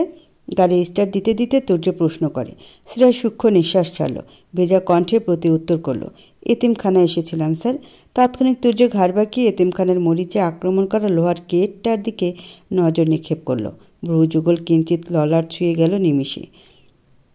শ্রেয়ার উদ্দেশ্যে লৌহস্বরে জিজ্ঞেস করল, তুমি এখানে থাকতে? শ্রেয়া বাইরের দিকে দৃষ্টি নিবদ্ধ রেখে স্মিত হাসে, বলে, জি স্যার। তুমি জানো এটা কার মালিকানাধীন? মাথা নাড়ে শ্রেয়া, মোলায়েম কণ্ঠে বলল, চৌধুরী বাড়ির, ফাতেমা চৌধুরীর নামে এটা। তুর্যর অধর কার্নিশ জুড়ে সুপ্ত হাসি। এটা যে ওদের এবং ফাতেমা চৌধুরী ওর দাদি সেটা শ্রেয়া জানে না, সেটা বুঝতে পারল। কথা না বাড়িয়ে গাড়ি চালানোতে মন দিল সে। শ্রেয়া জানালার দিকে মুখ করে ভাবনায় মগ্ন। ওকে তুর্যর সঙ্গে দেখলে মানুষ তীক্ষ্ণ দৃষ্টি নিক্ষেপ করবে, মিথ্যে রটাবে। তাই বাড়ি থেকে কিছু দূরত্বে নেমে পড়তে হবে। তাছাড়া সামনে দিয়ে যাওয়া যাবে না, এতে ঘর ভর্তি মেহমানের মুখোমুখি হতে হবে নিশ্চিত। যাদের কখনো দেখেনি, চিনে না, তাদের সাথে অকস্মাৎ একদম সম্মুখে পড়ে যাওয়ার ব্যাপারটা বড্ড বেশি পীড়া দেয়। এক্ষেত্রে শ্রেয়া ঠিক করলো ও প্রিয়দের বাড়ির পেছন দরজা দিয়ে ঢুকবে। পুরো রাস্তা কারো সাথে কারো কথাবার্তা বিনিময় হয়নি। শ্রেয়া নিস্তব্ধ থাকলেও ইচ্ছে ছিল অঢেল স্যারের সাথে পড়া সম্পর্কিত কথা বলার। চুপ করে থাকাটা স্যারকে অসম্মান করা ঠিক ছিল ওর নিকট, কিন্তু তুর্যর গাম্ভীর্য, কঠিন মুখভঙ্গি, চক্ষে বৃত্তি, যা বলবে ভেবেছিল তা যেন খোলা গগনপথে পাড়ি জমিয়েছে। অবশেষে প্রায় মিনিট 20 পেরিয়ে এলো প্রিয়দের বাড়ির নিকটস্থে। শ্রেয়া মাথায় ঘোমটা টেনে দ্রুত গতিতে বলে উঠল, স্যার গাড়ি থামান। গাড়ি থেমে যায়। শ্রেয়ার দিকে গাঢ় দৃষ্টিতে তাকায় তুর্য, দৃষ্টি প্রশ্নসূচক। তা চোখে পড়তে শ্রেয়া আমতা আমতা করে বলে, আসলে আমি পিছন গেট দিয়ে যাব। ধন্যবাদ আপনাকে স্যার, আল্লাহ হাফিজ। বাক্যগুলো উচ্চারণ করে 1 মিনিটও স্থির থাকলো না শ্রেয়া। গাড়ি থেকে নেমে চলে গেল অবিলম্বে। একটিবার ফিরে পর্যন্ত তাকালো না মেয়েটা। কিছু বলার সময় কিংবা সুযোগ কোনোটাই দিল না অপর মানুষটাকে। তুর্যর কপালের শিরে উপশিরা ভেসে উঠল, চোখ দুটো জ্বলে উঠল দপদপ করে। হাত মুঠো করে বুঝে ফেলল নেত্রদয়। ক্রোধে আওড়ালো, বেয়াদব মেয়ে। প্রিয়দের বাড়ির কাঠামো ঠিক জমিদার বাড়ির মতন। কম্বো করিডোর পেরিয়ে প্রিয়র রুমে যেতে হবে। 2 দিকে 2টো সিঁড়ি, বসার ঘর একতলার এক কর্নারে। বেশ বড় বসার ঘরটা। ওইখান হতে বাইরে কেউ চলাচল করলে অথবা রান্নাঘরে গেলে দেখা যায় না, কারণ লম্বা প্রশস্ত দেয়াল আর দরজা একদম কর্নারে। দরজায় না দাঁড়ালে এদিকটার দেখা মেলে না। শ্রেয়া পেছন দরজা দিয়ে ঢুকে সোজা রান্নাঘরের দিকে অগ্রসর হলো। ওকে দেখে নতুন জামদানি শাড়ি পরিহিতা রাশেদ এগিয়ে এলেন। প্লেটে হরেক রকমের নাস্তা সাজাচ্ছিলেন তিনি ব্যস্ত হাতে, সাথে কাজের মহিলা ও প্রিয়র মামি। শ্রেয়াকে দেখে রাশেদা মুখ গোমরা করে বললেন, এত দেরি করে এলি? এই বুঝি বান্ধবীর প্রতি ভালোবাসা? ও তোর জন্য এখনও রেডি না হয়ে বসে আছে, বলছে তোর সাথে তৈরি হবে। এর আগে তুফান হয়ে গেলে ও নিচে নামবে না, অথচ ও শ্বশুরবাড়ির সবাই বসে আছে বসার ঘরে। তাড়াতাড়ি জামা। সর্ষে ইলিশ রাঁধবো না আন্টি, ওটা রাতে করিস। তোর কাকা বলেছে আজ জোর করে হলেও সবাইকে রেখে দেবে। প্রায় 1 বছর পরে এসেছেন ওনারা, এখন যা। আচ্ছা। শ্রেয়া রান্নাঘর থেকে বেরিয়ে এলো। তার ওই পাশে উপরে যাওয়ার সিঁড়ি, আবার বসার ঘরের পাশ দিয়েও ধাপে ধাপে সিঁড়ি উপরের দিকে গিয়েছে। ওই পাশের সিঁড়ি বাছাই না করে রান্নাঘরের পাশেরটা যাওয়ার জন্য বাছাই করলো শ্রেয়া। প্রথম সিঁড়িতে পা রাখতেই কদিনের মুখস্থ সুর কর্ণভেদ করলো। চক্ষু ফিরিয়ে তাকালো সেদিকে। তুর্যকানে মোবাইল ধরে গম্ভীর কণ্ঠে কথা বলে চলেছে। শ্রেয়া নজর সরিয়ে নিল। চলে যেতে নিয়ে নিজের অজান্তেই আবারও দৃষ্টি গেল সেদিকটায়। নিমিষে স্থবির হয়ে পড়ে, কারণ অপর পাশের ব্যক্তিও চেয়ে তার দিকে তীর্যক নেত্রে। কয়েক সেকেন্ডে থমকে গেল শ্রেয়া। নিজেকে সামলে দ্রুত পদে ছুটে আসে প্রিয়র রুমে। এসে মাথায় হাত। মেয়েটা গায়ে কালো একটা শাড়ি জড়িয়ে মুখে আধা নামিয়ে বসে আছে নিশ্চিন্তে। বুঝতে বাকি নেই তীব্র রাগের ফল। শ্রেয়া ব্যাগ থেকে আকাশি রঙের এমব্রয়ডারি কাজ করা একটা 3 পিস বের করে ছুট লাগালো ওয়াশরুমে। গোসল সেরে বেরিয়ে আসতেই প্রিয় উঠে দাঁড়ালো। শাড়ি ঠিক করে ওর কাজিনদের বলল জলদি মেকআপ করে দিতে। এতে হতবাক হতবম্ব এক একজন। এই তো কিছুক্ষণ আগেও মেয়েটা রেডি হতে নারাজ, অথচ এখন শ্রেয়া সেজেগুজে তৈরি হতেই কি ফুরফুরে মেজাজে সাজছে। এত ভালোবাসা বান্ধবীর জন্য? রাশেদা তড়িঘড়ি করে এলেন, জানালেন এখনই প্রিয়কে নিয়ে যেতে হবে। আয়ুষ নিষেধ করে দিয়েছে শ্রেয়াকে যেন এখন মেহরিমা চৌধুরীর মুখোমুখি না করে, তাহলে লঙ্কা কাণ্ড বাঁধতে মিনিট খানিক সময়ও ব্যয় হবে না। কথা মতো নিল না নিচে ওকে। অন্যান্য কাজিনদের সঙ্গে নিচে গেল। ত্রিহা ওকে নিজের পাশে বসিয়ে কপালে চুমু খেল। অত্যন্ত পছন্দ তার প্রিয়কে। ছেলের বউকে আদরে ভরিয়ে রাখবে নিজের সাথে প্রতিজ্ঞাবদ্ধ হয়েছে। কিছু সময় প্রিয়কে বড়দের মাঝে রেখে একটা সময় ত্রিহা বলল, আয়ুষ তুর্য, আয়ুষী তোরা বাইরে গিয়ে ঘুরে দেখ। এতক্ষণ বড়দের মাঝখান থেকে হাঁসফাঁস অবস্থা ছিল আয়ুষীর। মায়ের আদেশ পেয়ে চট জলদি প্রিয়র আঁচল ধরে বেরিয়ে আসলো। আয়ুষ ও তুর্য গেল ছাদে। তন্মধ্যে প্রিয়র কাছ থেকে আয়ুষী চলে গেল ওর এক কাজিনদের সাথে বাহিরে বাগানের দিকে। এটাই মুখ্য সুযোগ। যতই কাছে যাবে ততই তো দূরত্ব ঘুচবে। নিজের এই কথাটায় আমল থেকে শ্রেয়াকে এক প্রকার জোর করে নিয়ে এলো ছাদে। আয়ুষ ও তুর্য ভার্সিটি বিষয়ক কথায় মশগুল ছিল। হুট করে ওদের হুড়মুড়িয়ে ছাদে প্রবেশ করে চক্ষুদা চলে গেল ওদের দিক। তুর্য ঠোঁট বাঁকিয়ে বলল, যা, বউ নিয়ে ছাদের অপর পাশে কেটে পড়ে। আয়ুষ মাথা চুলকে হাসার চেষ্টা করলো। প্রিয়র কাছাকাছি যেয়ে উপস্থিত দুজনের অলক্ষ্যে চোখ রাঙিয়ে হাত টেনে নিয়ে গেল ওকে ছাদের আরেক দিকে। এদিক হতে ওই পাশ দেখা যায় না। আয়ুষ রাগান্বিত সুরে বলে উঠল, শ্রেয়াকে এনেছ কেন? লেট লতিফ। প্রিয় ফুঁসে ওঠে, আমি লেট লতিফ? আনবো 1000 বার আনবো, তাতে তোমার কি? কি একটু সময়ের দাম দেওয়া শিখেছে অমনি আমাকে লেট লতিফ ডাকে। এখানে কেউ আছে? ওরা যদি কাছাকাছি না আসে তাহলে তুর্যবাই আমার স্ত্রীর মায়াময়ী রূপ কেমনে দেখবে? কিন্তু কোনো কিন্তু না। আয়ুষীকে আমার এক কাজে নিয়ে গিয়েছে। আর ছাদে কি মুরব্বীরা আসবে? চিল চার চোখ লেকচারার। চিল প্রিয়র কথায় ফিক করে হেসে দিল আয়ুষ। শক্ত করে বুকে জড়িয়ে ধরল নরম দেহখানি। এই মেয়েটার মাঝে শান্তি খুঁজে পায় আয়ুষ। তার অশান্ত মন শান্ত করার একমাত্র উপায় হিসেবে কাজ করে মেয়েটা। তোর্য নিষ্পলক চোখে দূরে রাস্তার দিকে চেয়ে আছে। প্রিয় এখানে এনে এমন পরিস্থিতিতে ফেলে দিবে টের পেলে ভুলেও পা বাড়াতো না শ্রেয়া। পা দুটো ফ্লোরে আঁকড়ে ধরে রোবট হয়ে যেত, তবুও আসতো না। চলে যাওয়ার নিমিত্তে পা ফেলতেই কর্ণগোচর হয় তীক্ষ্ণ সুরের প্রশ্ন, পাগলের মার খেয়েছেন কখনো? মুহূর্তে থরথর করে কেঁপে উঠল শ্রেয়া। সেই কাঁপুনি তীব্র গতিতে ছড়িয়ে পড়ে শিরায় শিরায়, অঙ্গ প্রত্যঙ্গে। গ্রীষ্মকালেও বিনা বার্তায় শীতের আগমন ঘটল যেন। তুর্য রাস্তা থেকে দৃষ্টি সরিয়ে নিয়ে শ্রেয়ার দিকে ঘাড় বাঁকিয়ে চাইল। মেয়েটার ফর্সা মুখে বিন্দু বিন্দু ঘাম তার চক্ষু এড়ালো না। কপালে বলি রেখার ভাঁজ ফুটে উঠল। স্পষ্ট কণ্ঠে জিজ্ঞেস করল, কি হয়েছে শ্রেয়সী? এদিকে এসো। শ্রেয়ার পা চলছে না। ছাদের মেঝেতেই আটকে গেছে যেন দুই পা। দেহে অল্প পরিমাণ শক্তিটুকুও অবশিষ্ট নেই। গলা উঁচিয়ে বলতে চাইল, স্যার আমি পাগল ভয় পাই, খুব ভয় পাই। আমাকে ডাকবেন না স্যার। কিন্তু দু অধর আলগা হলো না কিঞ্চিত মাত্র। মাথায় বারংবার জেঁকে বসতে শুরু করে বিবাহের প্রথম রাত্রে সেই বিষাক্ত স্মৃতিটুকু। মনে হলো এখনও দুটো শক্ত হাত ওর গলা চেপে ধরেছে। হুঙ্কার ছেড়ে বলছে, খুন করব তোকে। শ্রেয়ার শরীর কাঁপলে মনটা শক্ত রাখার প্রয়াস চালালো। কতকাল কাটাবে এই পাগলের প্রতি ভয় নিয়ে? এই ভয়ই তো ওর জীবনের সকল সুখ কেড়ে নিয়েছে, নিঃস্ব করে দিয়েছে ওকে। শীতের নববধূ বেশে স্বামী পাগল জেনে পুরনো ক্ষত দগদগে না হলে, ভয় কাজ না করলে কখনো এই শহর ছাড়তে হতো না। জীবন চিরকালের জন্য একা হয়ে যেত না। এই একটা ভয় কুরে কুরে খাচ্ছে ওর ভিতরটা। 15 বার ডাকল তুর্য। সন্দেহাতীত দৃষ্টিতে তাকিয়ে রইল অনর। না কাউকে বুঝতে দিবে না শ্রেয়ার নিজের দুর্বলতা। মনের জোরে এগিয়ে গেল তুর্যের দিকে। দাঁড়ালো মাঝে বিস্তর দূরত্ব রেখে। তাও অনায়াসে মিলেমিশে একাকার হয়ে যাতে দুজনের কাছ হতে ভেসে আসা সুগন্ধি। একজনের ভেজা সিক্ত চুল থেকে শ্যাম্পুর করা গন্ধ, অপরজনের সুঠাম দেহ হতে পারফিউমের ঘ্রাণ। মিলেমিশে একাকার হয়ে দুজনের নাসারন্ধ্র প্রবেশ করছে অবলীলায়। হুট করে কেমন অনুভূত হলো শ্রেয়ার। দূরত্ব বাড়িয়ে দিল কিঞ্চিত। তুর্য তা অবলোকন করে হাসল, মৃদু হাসি। শ্রেয়া উন্মুক্ত অম্বরে একবার তাকালো। রোদের তেজে চোখ জ্বালা করে উঠল ওর। চোখের মণিকোঠা জ্বলে টইটম্বর হয়ে ওঠে। আবছা আবছা অন্ধকার ভিড় জমালো চারদিকে।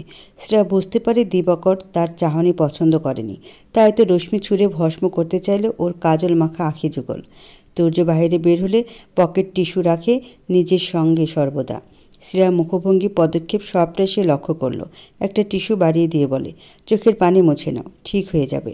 পরবর্তীতে ভুলেও আকাশের দিকে এমন করে তাকাতে যেও না, চোখের ক্ষতি হবে। তখন চাইলেও আপন কারো মুখ দেখার তৃষ্ণা কখনো মিটবে না তোমার। চোখ দুটো ভালো রাখো, হয়তো তোমার গাঢ় দৃষ্টিতে কারো ছবি আঁকা বাকি এখনও। তুর্যর কথা শুনে শ্রেয়া বিস্মিত হয়। কেমন রহস্যময় ঠেকল শেষোক্ত বাক্যটা। সত্যি তো ওর অনেক তৃষ্ণা নিজের স্বামীর চেহারাটা এক নজর দেখার, কিন্তু তা কখনো পূরণ হবে না। শ্রেয়া এত বছরে এটাও জানতে পারল না কেমন আছে পাগল মানুষটা, সুস্থ হয়েছে কি, আর হলেও কি ওদের বিয়ের কথা জানে। এমন শত শত প্রশ্ন শ্রেয়ার মস্তিষ্কে কিলবিল করতে থাকে প্রতিদিন প্রতিক্ষণ। আর ভাবতে পারল না শ্রেয়া। খুবই সতর্কভাবে তুর্যর হাত থেকে টিস্যুটা নিতে গেল, তবুও ঘটে গেল এক অসতর্ক কাণ্ড। শ্রেয়া অপ্রতিভ হয়ে পড়ল। তরঙ্গ খেলে গেল শরীরের ভাঁজে ভাঁজে। টিস্যু নিতে গিয়ে ওর বৃদ্ধাঙ্গুল ছুঁয়ে দিল তুর্যের কনিষ্ঠ আঙ্গুল। তুর্যের স্পর্শ অনুভব দূরে থাক লাগেও নি, কিন্তু এমন ভাব করে সামনের দিক দৃষ্টি নিবদ্ধ করে। শ্রেয়া অতিশয় চমকে আড়ষ্ট। এত নির্লিপ্ততা! ক্ষণে ক্ষণে মুখের আদল পরিবর্তনের ক্ষমতা রাখে এই লেকচারার। চোখ ঠিক হলে সামনে তাকাও শ্রেয়সী। সুবোধ বালিকার ন্যায় শ্রেয়া প্রিয়দের বাড়ির পেছনের রাস্তায় চোখে মেলে তাকালো। দুই পাশে সারি সারি বিভিন্ন কাঠের গাছ, মাঝে পিচডালা রাস্তা। সে রাস্তার কিনারায় জীর্ণ শীর্ণ দেহ, রুক্ষ ও অবিন্যস্ত চুলের। নোংরা কাপড় পরিধানকারী একজন লোক বসে আছে। সবচেয়ে অবাক কাণ্ড হচ্ছে, সেই লোককে একদল বাচ্চা কাচ্চা ব্যঙ্গ করছে লাগাতার। কেউ কেউ আবার পাথর নিক্ষেপ করছে। লোকটাও পাথর নিয়ে বাচ্চাগুলোর দিক ছুটে যাচ্ছে। এতেই ভো দৌড়া বাচ্চাগুলোর। শ্রেয়া শুষ্ক কণ্ঠনালী গলিয়ে বেরিয়ে এলো। পাগল? তুর্য নিরলস ভঙ্গিতে সায় দিয়ে বলল, তাই মনে হচ্ছে। তাই তো তোমাকে জিজ্ঞেস করলাম কখনো পাগলের মার খেয়েছো কিনা। আমি একবার খেয়েছিলাম ছোটবেলায়। সময়টা তখন স্কুল জীবনের। বাসরাতে স্বামী মারতে যাচ্ছিল, আমার মার খেয়েছে কিনা প্রশ্নটা শ্রেয়ার নিকট অত্যন্ত হাস্যকর ঠেকল। আবার বিস্তর হাসি ও ঠোঁটে ফুটতে চাইছে তুর্য স্যারের পাগলের হাতে মার খেয়েছে শুনে। আগ্রহ নিয়ে বলল, তারপর কি হলো স্যার? তুর্য কপাল কুঁচকে তাকালো। তীর্যক নেত্রে চেয়ে বলল, তারপর আমি তোমাকে বলতে অনাগ্রহী। এত বড় অপমান! শ্রেয়ার ভীষণ রাগ হলো। কেন জিজ্ঞেস করতে গেল এই ছেলেকে? ও তো প্রথম দিন থেকে জানতো এই ছেলে নিজেই একটা পাগল। নয়তো সামান্য পানি পড়া নিয়ে সরি বলার পরও এত রিয়েক্ট করতো নাকি? আজব লোক। শ্রেয়া চলে যাবে আর এক মুহূর্ত থাকবে না এখানে। তুর্যের সান্নিধ্য মানে সেকেন্ডে সেকেন্ডে শরীরে কম্পনের ছড়াছড়ি। অদ্ভুত হলেও এটা আজ করতে পেরেছে সে তুর্যের কথাবার্তা আর অভ্যন্তরে দাফন করতে চাও অতীতের স্মৃতি জাগ্রত করে বাড়িয়ে দেয় ভয়ের মাত্রা। আর ভুলেও তার ধারে কাছে আসা যাবে না। আজ ওরা থাকলে সারাক্ষণ রুমে থাকার পণ করল শ্রেয়া। নড়বে না এক পাও। এই মুহূর্তে এখান থেকে প্রস্থান ঘটাতে পারলেই হাঁপ ছেড়ে বাঁচবে শ্রেয়া। সরব করে বলল, আসি স্যার। কথাটা বলে আবারও তুর্যের উত্তরের অপেক্ষা করল না। গট গট পায়ে ছাদের দরজা অবধি আসতে কর্ণগহ্বরে পৌঁছালো তুর্যের ব্যথাতুর আর্তনাদ। আহ! শব্দ শুনল বিশদ, তবে তা খুবই ক্ষীণ ছিল। ইচ্ছে না থাকা সত্ত্বেও আর্তনাদে ঘুরে তাকালো শ্রেয়া। নিমিষে ও হৃদয়ের গতি নিয়ন্ত্রণ হারা হয়ে পড়ে। মুখশ্রী রক্তশূন্য, ফ্যাকাশে রূপ ধারণ করে। নিজের উপর নিয়ন্ত্রণ হারিয়ে দিক বিদিক শূন্য হয়ে পড়ে দৌড়ে এলো তুর্যের কাছাকাছি। হাতটা স্পর্শ করতে যেও করল না। সম্মুখের মানুষটার ফর্সা হাতের উপরিভাগ ছিলে রক্ত ঝরছে। হাত থেকে দৃষ্টি উপরের দিকে তুলল শ্রেয়া। তুর্যর মুখের পানে। উজ্জ্বল চেহারাটা অনুজ্জ্বল, মলিন, বিবর্ণ। এই তো এখনই রৌদ্রোজ্জ্বলে চকচকে করছিল মুখটা। শ্রেয়া আত্মসুরে বিচলিত কণ্ঠে বলে উঠল, স্যার, কিভাবে কাটল? রক্ত ঝরছে। ঝরুক, নির্বিকার অভিব্যক্তি তুর্যর। ঝরুক মানে? পাগল আপনি? মৃদু চেঁচিয়ে উঠল শ্রেয়া। তুর্যকে রেখে ছুটে এলো প্রিয়র রুমে। পুরো রুম তন্ন তন্ন করে ফার্স্ট এড বক্সটা খুঁজে বের করে পুনরায় ছুটল ছাদে। ত্বরিত গতিতে ছুটবার দরুন অবস্থা কাহিলর। এমনিতেই শরীর মন দুটোই দুর্বল, শক্তিহীন। কাল থেকে অনবরত ছোটাছুটির উপর দিনরাত কাটছে। তাতেও শ্রেয়ার দুঃখ নেই। সকল কষ্ট মনের দুয়ারে এসে থেমে যায় ওকে দুর্বল রাখতে। যত চায় শক্ত নারী হতে, মন ততই ওর বিরোধিতা করে। এই যে এখন তুর্যের রক্তাক্ত হাত দেখে ওর মন খারাপ হচ্ছে। ফার্স্ট এড বক্সটা তুর্যের দিকে এগিয়ে দিয়ে দীর্ঘশ্বাস ফেলে বলল, স্যার, ব্যান্ডেজ করে নিন। তুর্য ক্রুদ্ধ দৃষ্টিতে চেয়ে তুচ্ছ তাচ্ছিল্য করে শ্রেয়ার প্রস্তাবটা মুখ ফিরে নিয়ে বলল, প্রয়োজন নেই, যাও এখান থেকে। শ্রেয়া এক চুলো নড়েনি। নিশ্চল থেকে উসখুস করে বলে উঠল, প্রয়োজন আছে। আপনার হাত থেকে চুয়ে চুয়ে রক্ত পড়ছে। তুর্যের রাগের মাত্রা আকাশ ছুঁয়ে ফেলল। হিতাহিত জ্ঞানশূন্য হয়ে বেশ জোরেই চেঁচিয়ে উঠল, আমি বলেছি আমার সাহায্য লাগবে, আর কেমন সাহায্য করছো? ডান হাত কেটেছে, বাম হাতে ব্যান্ডেজ করতে পারবো? গাধা কোথাকার! শ্রেয়া বিমূলতায় বাকহারা। খুঁত খুঁত করতে করতে এগিয়ে গিয়ে তুর্যের রক্তাক্ত হাতটা আলগাভাবে ছোঁয়ার চেষ্টা করলো, কিন্তু সক্ষম হলো না সে। ওর অভ্যন্তর চিৎকার করে বাধা দিয়ে যাচ্ছে ক্রমশ স্পর্শ করতে, কিন্তু বাধা মানতে নেই। বিশেষ করে যে বাধা অতিক্রম করলে পরোপকার হয়। সমস্ত ভালো মন্দ নিষেধাজ্ঞা দূরে ঠেলে একটুখানি, সেরফ একটু স্পর্শ করলো হাতটা। কিন্তু তুর্য ঝাড়া মেরে ছাড়িয়ে নিল। কড়া গলায় বলল, একদম না, যাও তুমি। এত রাগ ভালো না স্যার। শ্রেয়ার প্রতিবাদী কণ্ঠস্বর। শ্রেয়া ছাদের রেলিংয়ের উপর বক্সটা রাখল। নিজের হাতটা মেলে ধরে বলল, দিন স্যার, হাতটা দিন। রক্তটা স্বভাবটা না হয় পরে দেখাবেন। ততক্ষণে প্রিয় ও আয়ুষ উপস্থিত। তুর্য হাতটা রাখল শ্রেয়ার হাতের উপর। এমন দৃশ্য চক্ষে বিতে আয়ুষ ও প্রিয় একে অপরের মুখ চাওয়াচাওয়ি সেরে নিল। ইচ্ছে হলো না কাছে যেতে, কিন্তু তুর্যর হাতে রক্ত দেখে নিজেদের আটকাতেও পারল না। আয়ুষ বিচলিত কণ্ঠে বলে উঠল, কি হয়েছে ভাই? শ্রেয়া রক্ত পরিষ্কার করে সাদা ব্যান্ডেজ হাতে জড়িয়ে দিচ্ছিল। আয়ুষের ব্যগ্র সুরে লজ্জায় কাচুমাচু হয়ে গেল মুখখানা। সমস্ত বদন লজ্জার আবরণে ঢেকে যায়। অপ্রস্তুত হাতে তুর্যর ব্যান্ডেজ কোনো মতে সেরে প্রিয়র পাশে দাঁড়িয়ে পড়ল। আয়ুষ হাতটা ধরতে নিলে তুর্য সরিয়ে ফেলল। নত মস্তকে থাকা শ্রেয়ার পানে চেয়ে রাশভারী গলায় বলল, স্পর্শ নিষেধ আয়ুষ। পরক্ষণে গলাস্বর স্বাভাবিক করল, দেখলে এভাবে দেখ, ধরার কি দরকার? তুর্য হাত নেড়েচেড়ে দেখালো। তার কার্যকলাপে হতবাক আয়ুষ উদ্বিগ্ন হয়ে জিজ্ঞেস করল, কাটল কিভাবে? ইশারায় পাশে লেবু গাছটা দেখায় তুর্য। ভালোই বড়সড় একটা গাছ। টপ থেকে ডালপালা বেরিয়ে ছড়িয়ে আছে। কাঁটাগুলো অনেক বড় বড়, লেবুও ধরেছে অনেক। এটার পাশে দাঁড়িয়েছিলাম, ভুলবশত হাত গিয়ে লেগে গিয়েছে। আমি নিচে যাই, কথাটা বলে থামল তুর্য। কপালে সূক্ষ্ম ভাঁজ ফেলে শ্রেয়ার দিকে তাকালো। স্থির অবিচল দৃষ্টিতে শ্রেয়া হকচকিয়ে যায়। কি মোহনীয় দৃষ্টি তুর্যর! সে চোখ সরিয়ে বেসামালভাবে এদিক সেদিক তাকাতে থাকে। তুর্য দুর্বোধ্য হাসল, বলল, ধন্যবাদ আয়ুষের শালী সাহেবা। তুর্য চলে যেতেই প্রিয় হেসে মিনমিন করে বলে, আয়ুষের শালী আপনার বউ দুলাভাই। বাক্যটা এতই নিচু সুরে আওড়ালো শ্রেয়ার কর্ণপাত্য দূর ও বুঝতেই পারেনি প্রিয়র দুই ওষ্ঠ নড়ছে। সে তো অন্য চিন্তা নিমজ্জিত। খুব বেশি জোরে ঝাড়া না মারলে লেবু গাছের কাঁটায় হাত লেগে এত গভীরভাবে চামড়া ছিলে রক্তপাত হওয়ার কথা না। নিশ্চয়ই জোরে লেগেছে। আয়ুষের চিন্তা কমানোর নিমিত্তে হয়তো তুর্য ভুল বাক্য সাজিয়েছে। এটাই হবে। প্রিয় ফ্যাসাদে পড়ে গেল। রুমের দরজায় উকি দিয়ে দেখে ওর রুমে আয়ুষী। শ্রেয়া ওর মায়ের রুমে গিয়েছে আপাতত রাশেদাটাকে। এখন যদি শ্রেয়া ও আয়ুষী মুখোমুখি হয়ে যায়, ভেবেছিল যে করেই হোক আজ এদের ভাগিয়ে দিবে। আয়ুষও চেষ্টা করেছে, কিন্তু পারল কই। উল্টো ওর বাবা মা ধরে বেঁধে রেখে দিয়েছে। আবার অন্যদিকে ভয় হচ্ছে মেহেরিমা চৌধুরীর চোখে শ্রেয়া পড়ে যায় কিনা। খানিক বাদেই সবার দুপুরের খাওয়ার ডাক পড়বে। শ্রেয়াকে নিচে যেতে আটকাতে পারলেও এখান থেকে গায়েব করা অসম্ভব ব্যাপার। চিন্তা যখন মাথার চুল ছিঁড়ে ফেলার উপক্রম, আয়ুষী বিছানা ছেড়ে টুপ করে চলে এলো ওর সামনে। ভাবি ডেকে টেনে রুমে নিয়ে গেল। শ্রেয়াকে ডেকে প্রিয়র আম্মু আয়ুষের জন্য বানানো আংটিটা দেখালেন। খুশিতে গদগদ হয়ে বললেন, এটা ভালো হবে না রে মা, প্রিয়কেও দেখায়নি। ওর তো আবার তোর পছন্দসই জিনিসই ভালো লাগে, তাই ভাবলাম তোকে একবার দেখাই। ঠিক আছে, অনেক সুন্দর আন্টি। আমি এখন যাব? হ্যাঁ হ্যাঁ, আসুন। একটু পরে লাঞ্চের জন্য ডাকা হলে প্রিয়কে নিয়ে নিচে চলে আসিস। মেহমান আছে ভেবে লজ্জা পাস না আবার। শ্রেয়া ঘাড় হেলিয়ে বলে, আচ্ছা। ও রুম থেকে বেরোতে নিবে তার পূর্বে প্রিয়র মামি রুমে ঢুকলো, সাথে দুজন মহিলা। চেনা দুটো মুখ দেখে বোতল কেঁপে উঠল শ্রেয়ার।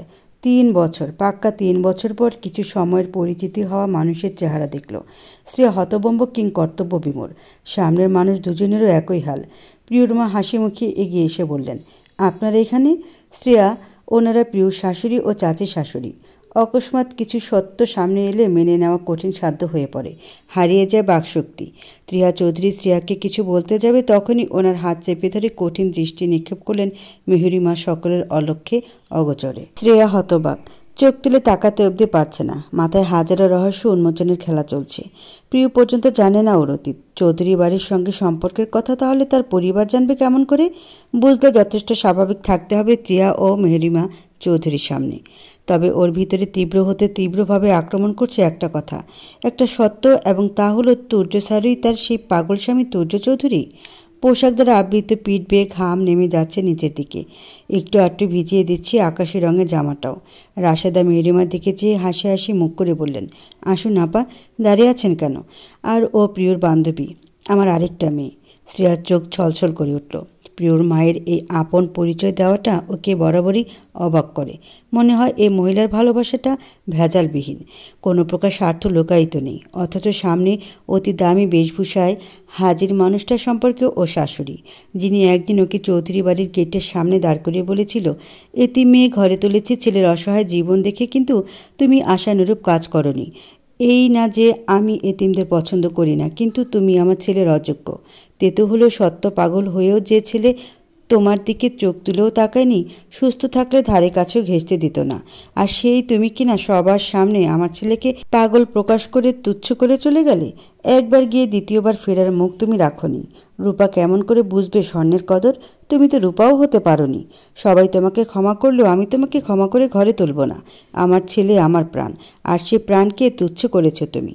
শ্রেয়া কাল বিলম্ব না করে সালাম দিয়ে রুম ত্যাগ করে। রুম থেকে বেরিয়ে ছুটে যায় ছাদে। একপাশের দেয়ালে পিঠ এলিয়ে চোখ বুজে নেয়। নিমিষেই তপ্ত নোনতা জল গড়ায় ফোটায় ফোটায়। নীরবে নিঃশব্দে কান্না। কিছু দুঃখ হঠাৎ অনাকাঙ্ক্ষিতভাবে পাওয়া খুশি মিলে অশ্রুরূপে ঝরছে। ভাঙা গলায় বলল, আপনি আমার স্বামী তুর্য স্যার? সুস্থ হয়ে গিয়েছেন আপনি? আমার এত কাছে ছিলেন, কিন্তু আমি চিনতে পারিনি আপনাকে। শুধু মনে হতো আপনার সেই রোষপূর্ণ কণ্ঠস্বর আমার পরিচিত। বিড়বিড় করে কথাগুলো বলে শ্রেয়া থামল। আখিদয় বুঝে রেখেই নিশ্চুপ সময় পার করতে থাকে। একটা সময় ম্লান হাসে মেয়েটা, নিজের মনকে বোঝায়, উনি তো জানেনই না আমি তার বউ। ওনার কাছে আমি শুধু মাত্র ছাত্রী, তুর্য স্যারের ছাত্রী, যাকে না দেখে কেবল নাম শুনে হৃদয়ে সন্ধি ঘটাতে চেয়েছিল শ্রেয়া। আজ সেই মানুষটার মুখটা মনের ক্যানভাসে রঙিন হয়ে ফুটে আছে। শ্রেয়া তুর্যের এমনিতেই বলা একটা কথাকে কেন্দ্র করে মিনমিনে সুরে আওড়ালো, আপনার ছবি আমার দৃষ্টিতে আঁকা হয়ে গিয়েছে স্যার। তখন স্যার বলে আপনার কাটা হাত দেখে খারাপ লাগছিল, আর এখন আমার স্বামীর রক্তাক্ত হাত মনে করে হৃদয় পড়ছে। কি অদ্ভুত এক লহমা, সব কিছুর কত পরিবর্তন।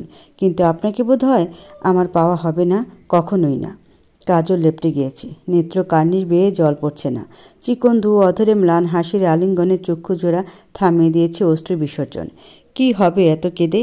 দিনের আয়ু ফুরিয়ে সন্ধ্যের আগমন ঘটবে, তবুও শ্রেয়ার আশার প্রদীপ জ্বলবে না। কভু না। তবে শ্রেয়া খুশি, অত্যন্ত শান্তি অনুভব করছে নিজের স্বামীকে চিনতে পেরে। এটাই শূন্য জীবনের প্রথম পূর্ণতা। সাদা ওড়নাটার এক কোণা হাতে তুলে গালে লেগে থাকা ক্রন্দনের ছাপ মুছে নিল শ্রেয়া। এতে হিতে বিপরীত হলো মেয়েটার সঙ্গে।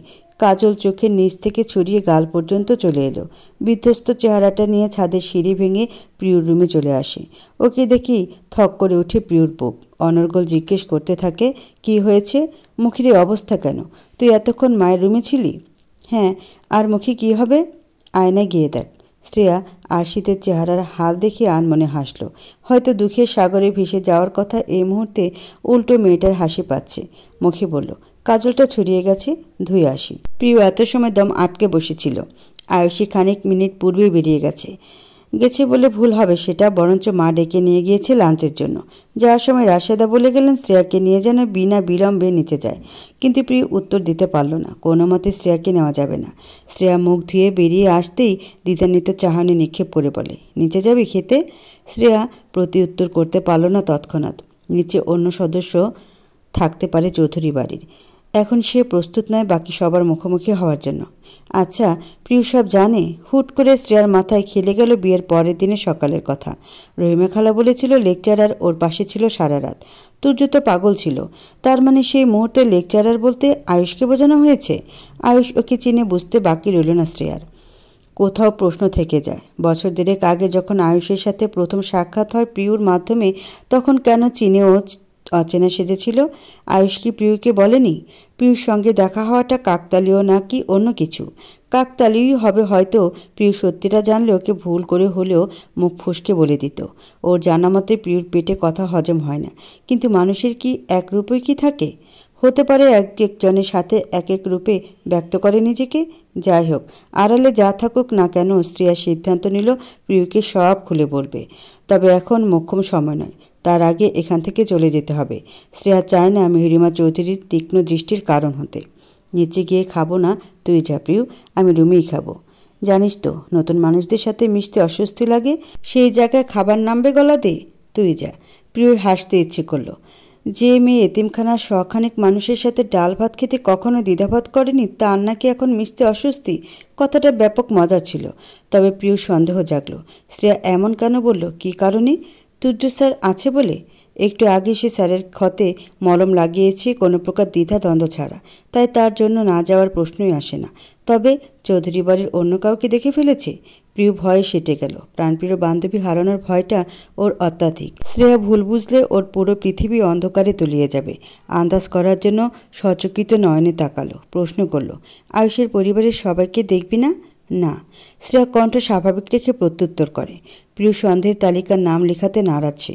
প্রিয় দীর্ঘ উষ্ণ নিঃশ্বাস ছাড়ল। তবে তা ক্লান্তির নয়, স্বস্তির। আয়ুষকে বলে সব জানিয়ে দিবে ও শ্রেয়াকে।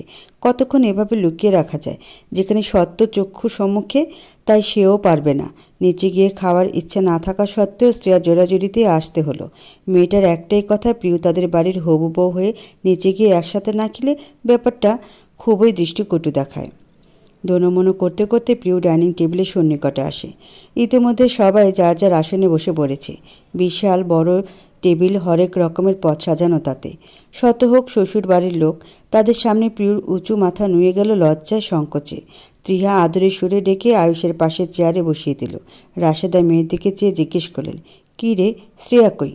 প্রিয় ভরকে গেল। মায়ের মুখে শ্রেয়া নামটা কর্ণতার হওয়া মাত্র। ওর সঙ্গে সঙ্গে চমকপ্রদ দেখালো আরও কয়েকটা মুখ। প্রথমত আয়ুষীর গলায় সদ্য পান করা পানি আটকে গেল। বহু কষ্টে ডোক গিলে চক্ষুদা বৃহাদাকার করে ফেলল। মনে পড়ে এটা তো তার ভাবির নাম। প্রিয় আমতা আমতা করে জবাব দেয়, ওর খাবার উপরে পাঠিয়ে দাও আম্মু, শরীর একটু খারাপ লাগছে তাই নিচে আসেনি।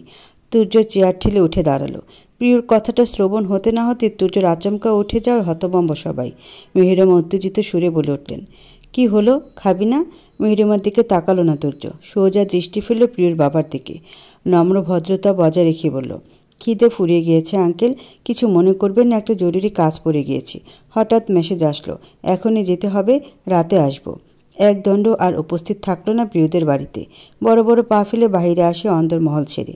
নিজে ড্রাইভ করতে পারবে না বিধায় একজন ড্রাইভারকে ডেকে গাড়ির পেছনে উঠে বসলো। ড্রাইভার মোতালেব দেখল তুর্যের অগ্নিময় দুচক্ষু। ঘাবড়ানোর স্বরে জিজ্ঞেস করলো, কোথায় যাব স্যার? পাগলা গারদে। মনে হচ্ছে আবারও পাগল হতে চলেছি। অ্যাক্সিডেন্টে নয়, হৃদয়ের যন্ত্রণায়। তুর্যর বিরক্তি ভরা কণ্ঠের উল্টাপাল্টা কথা শুনে মোতালেব তাজ্জব হয়ে চেয়ে রইল কয়েক পলক কিছু সময়। পর মুহূর্তে গাড়ি স্টার্ট দিয়ে যেতে থাকে অজানা গন্তব্যে। রাশেদা সবাইকে রুম দেখিয়ে দিলেন বিশ্রামের জন্য। সারাদিন রাত পড়ে আছে পরিণয় ঘটিত আলোচনার। মেহরিমা রুমে এসে চুপ করে বসে রইলেন। হাঁসফাঁস অবস্থা ওনার। তুর্য হাত কিভাবে কাটলো সেটা বলেনি, তার উপর না খেয়ে আকস্মিকভাবে বেরিয়ে গেল। ছেলেটার মাথায় কী চলছে কিছুই বোধগম্য হচ্ছে না ওনার। কিন্তু তুর্য অনেক ধূর্ত, জীবনের হিসেব নিকেশে বড্ড পটু। নিশ্চয়ই কয়েক বছরের সমীকরণ মেলাতে হন্য হয়ে ঘুরছে। যা করার তাড়াতাড়ি করতে হবে। যে করে হোক ছেলেটার জীবনটা গুছিয়ে দিতে হবে। প্রথম ছেলের মতন দ্বিতীয় সন্তানকে নিজের বানানো গণ্ডি পেরিয়ে যেতে দিবেন না তিনি। প্রিয় ও আয়ুষের সাথে অহমিকা ও তুর্যের জুটি বেঁধে দিবেন বলে ঠিক করলেন। কিন্তু তার আগে পুরনো আপদকে সরাতে হবে। কাজের একজন মহিলাকে দিয়ে শ্রেয়াকে ডেকে আনালেন তিনি রুমে। দরজা বন্ধ করে রাগান্বিত দৃষ্টি নিক্ষেপ করলেন, কণ্ঠে প্রবল আক্রোশ। এখানে কি করছো তুমি? প্রিয়কে বান্ধবী বানিয়ে আমার ছেলের জীবনে বসত গড়ার চেষ্টা করছো? শ্রেয়া ভেবেছিল চুপিসারে সব হজম করবে, পারল না। নিজের ধৈর্যের সীমানা অতিক্রম করে বলল, বসত করলে আমাকে ঠেকানোর সাধ্য আদৌ আছে আপনার? আপনার প্রথমেই বোঝা উচিত ছিল আমি যেহেতু আপনাদের চোখের আড়ালে নিজেকে লুকিয়ে রাখছি, তার মানে আমি স্ত্রীর অধিকার চাইছি না। কোন ভিত্তিতে আমাকে এসব বলেন? আমার স্বামীর উপর আমার হক আছে, কিন্তু আমি নিজের অতীতের বিষাদগ্রস্ত স্মৃতি টেনে ওনাকে ফেলে চলে গিয়েছিলাম। তাই এখন ওনার সামনে স্ত্রী হয়ে দাঁড়ানোটা স্বার্থপরতা বই কিছুই না। যার খারাপ সময় আমি থাকতে পারিনি তার ভালো সময় আমার প্রাপ্য না। মেহরিমা বাঁকা হেসে বলেন, আসলেই তুমি ডিজার্ভ করো না। করে একমাত্র অহমিকা। তুর্য বিয়ের কথা জানে না। যদি জানে তুমি ওর স্ত্রী এবং বিয়ের পরদিন সে পাগল বলে তুমি তাকে ছেড়ে পালিয়েছ, তাহলে ঘৃণা করবে। কারো ঘৃণার পাত্রী হওয়ার চেয়ে আড়ালে থাকাই বুদ্ধিমানের কাজ। অহমিকা ওকে সুস্থ করেছে। মেয়েটার ভালোবাসার স্বার্থ নেই। আমি ওকে আমার ছেলের জীবনে চাই। শোনো, ডিভোর্স পেপার বানানোর জন্য উকিলকে ফোন দিয়েছি আমি, সাইন করে দেবে। যে সম্পর্কের সূচনা তুর্যর অগোচরে হয়েছে তার সমাপ্তিও ওর অজান্তেই হবে। অধিকার না দেখানোর বিষয়টার ক্ষেত্রে শ্রেয়া বিনা যুদ্ধে নিজেকে পরাজিত দাবি করেছিল, কিন্তু ডিভোর্স